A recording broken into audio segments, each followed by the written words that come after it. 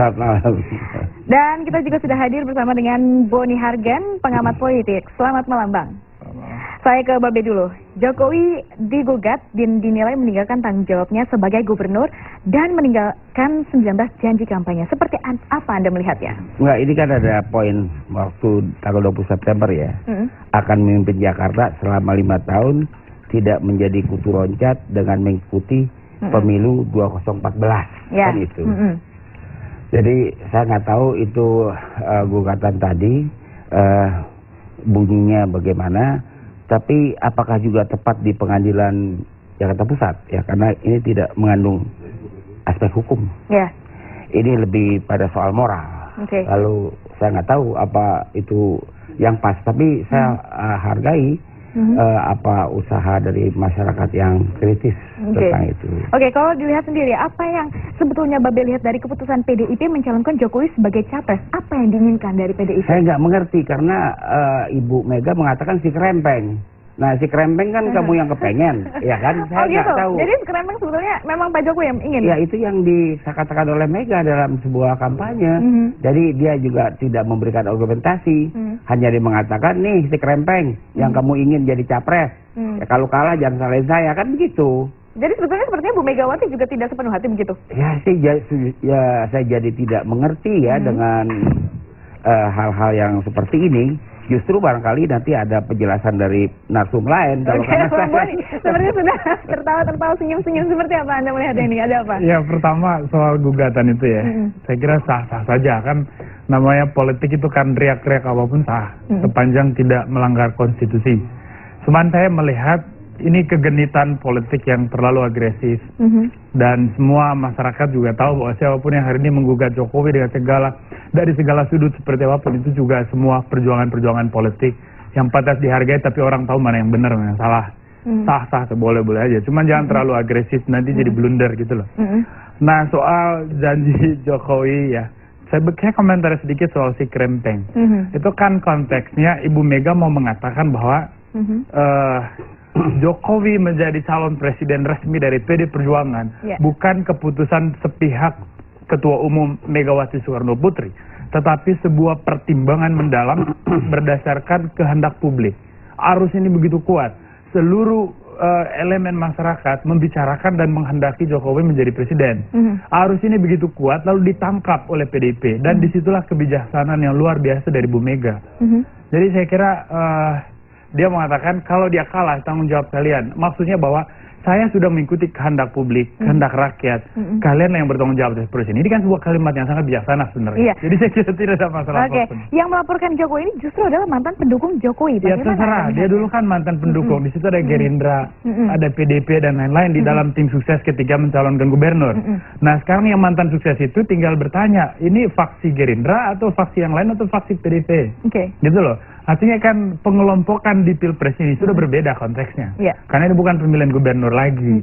Cuman saya bilang bahwa ini kegenitan yang sah-sah saja. Tetapi terlalu agresif, nanti jadi blunder gitu loh. Tapi dari informasi yang kita dapatkan di salah satu online itu juga ada sebutan bahwa sebetulnya Partai Gerindra ya salah satunya. Nah, apakah gugatan ini merupakan bentuk sakit hati dari Partai Gerindra dan ada hubungannya dengan Megawati yang tidak ingat dengan perjanjian batu tulis Mega dan Prabowo?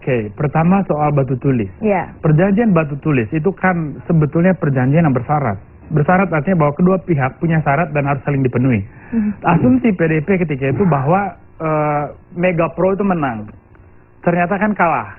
Begitu kalah, akhirnya perjanjian itu pun menjadi tidak bermakna buat PDIP.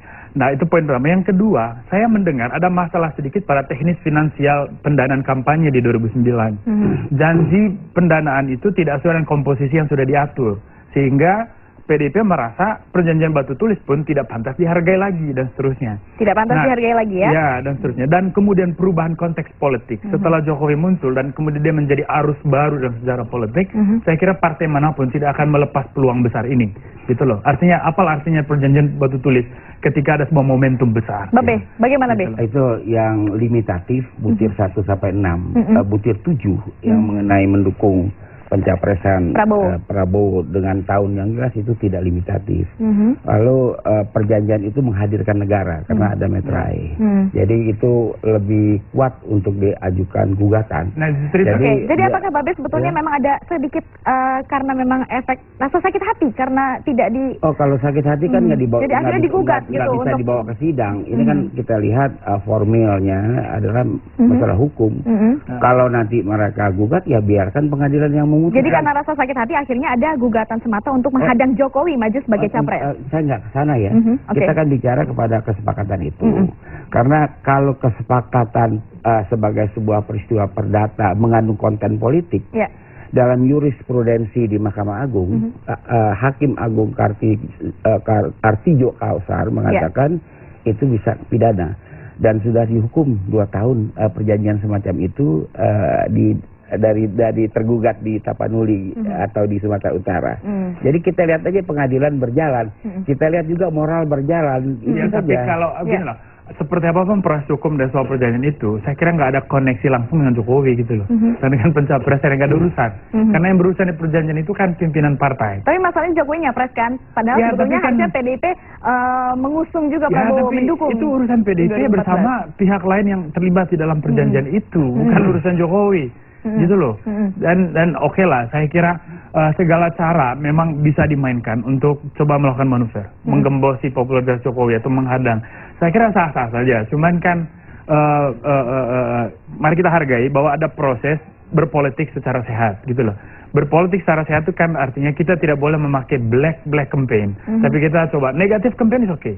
Tapi kalau black campaign udah seperti apa black campaign maksudnya? Black campaign itu sudah mengarah pada hal yang tidak rasional. Seperti dulu orang bilang Presiden SBY itu tidak jelas bapaknya, ibunya. Saya marah besar karena hal seperti itu tidak sehat dalam demokrasi. Tapi tidak penting kan bahas itu. Sebetulnya kita memang harus tahu siapa latar belakang dari seorang tidak presiden penting, kita. Tidak penting. Kenapa tidak tidak ada penting? urusan. Kenapa tidak ada urusan? Latar belakang penting, tetapi kamu mengangkat latar belakang yang mana? Kalau kamu mengangkat latar belakang persoalan dia anak dari siapa? Apa urusannya sama kompetensi Anda sebagai calon presiden? Oh, ada urusannya. Saya bertanya pada kamu, ketika kamu anak seorang, katakan anak dari seorang perempuan yang tidak tahu latar belakangnya, ada nggak korelasinya dengan kemampuan teknis kamu memimpin? Tidak ada. Yang kita persoalkan adalah apakah dia capable untuk memimpin atau tidak dan seterusnya, gitu loh. Tapi bukan latar artinya belakang bahwa itu. mari kita jarang aja dia bicara sendiri. Ini kan dia lagi retorika, biarin aja. Ini cara berpikir manusia modern. Iya, ini manusia modern, dia doang. Manusia bermodern, berdemokrasi secara cerdas. Baik, kalau kita akan bahwa kita harus buat segregasi yang luas. Mana ruang publik, mana ruang privat. Yang rusak di negara ini, orang mencampurkan ruang privat dengan ruang publik. Pak, bisa baca lagi soal konsep ruang publik dan ruang privat. Itu sangat menarik. Dan demokrasi dibangun. Yang ditanya oleh presenter itu menyangkut undang-undang pilpres. Anda pidato kemari. Baik, kita tahan dulu dan kita akan lanjutkan usai jeda pada berikut. Pemirsa jangan kemana-mana, Anda akan kembali bersama kami lagi usai jeda para berikut. Tetaplah bersama kami.